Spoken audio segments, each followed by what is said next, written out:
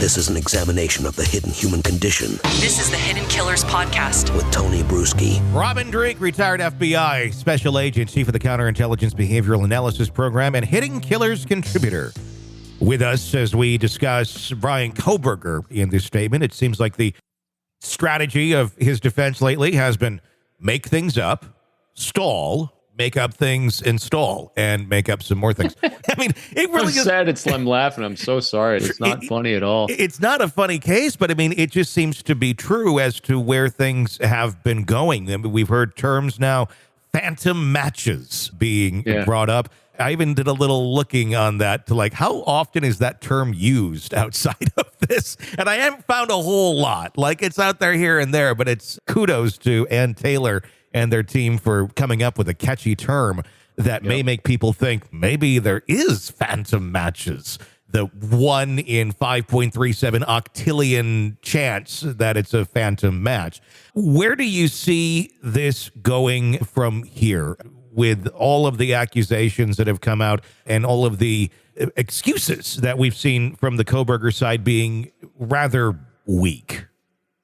Same as we've been talking, she is earning her money. I mean, what a great job. I was watching, again, something the other day with a bunch of defense attorneys talking about this case and her and saying she's doing her job. This is what you're supposed to be doing. This is, if you have nothing, you sowed seeds of doubt. And it sounds like she's collecting. She wants these massive disclosure lists of all these people, of all the tests, of all these. It looks like, she's going to probably feed it to her own expert to sow seeds of doubt that, hey, there are these phantom matches out there. These tests aren't 100%. And if she can flip one person on a jury to keep him from being executed, she wins the day. So I think her strategy remains the same. It doesn't seem to deviate.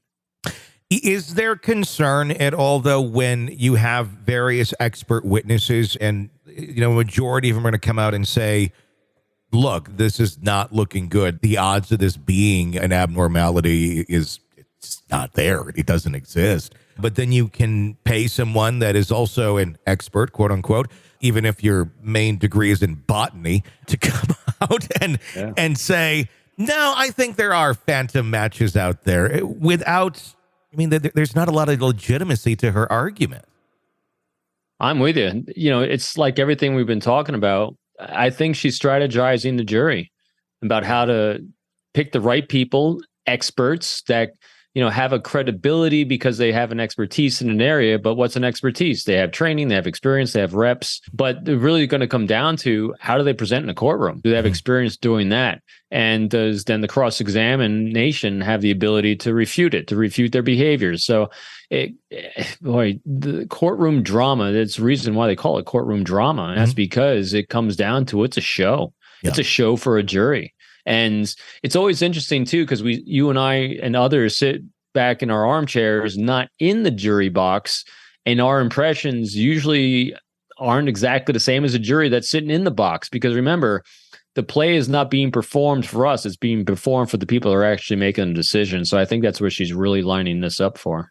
And people who are going to be qualified to be jurors in this, it's going to be tough. It's going to be tough to find jurors who are not extremely informed about this case, especially in Moscow, Idaho.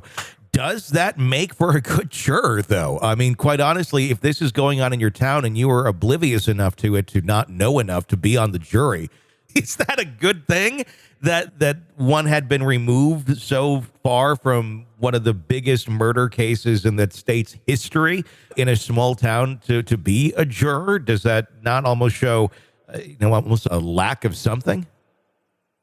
I think they're going to have a hard time not finding people, finding someone that doesn't know anything about this. Yeah. I think the main questions are going to be, how dispassionate can they be when listening to jury instructions, when listening to the judge's instructions, when listening to instructions? I mean, I've sat on juries too, and I've actually sat on juries where I thought, I think we've said this before, just because someone is found not guilty doesn't mean they're innocent. And and that comes down to what she's attempting to do here.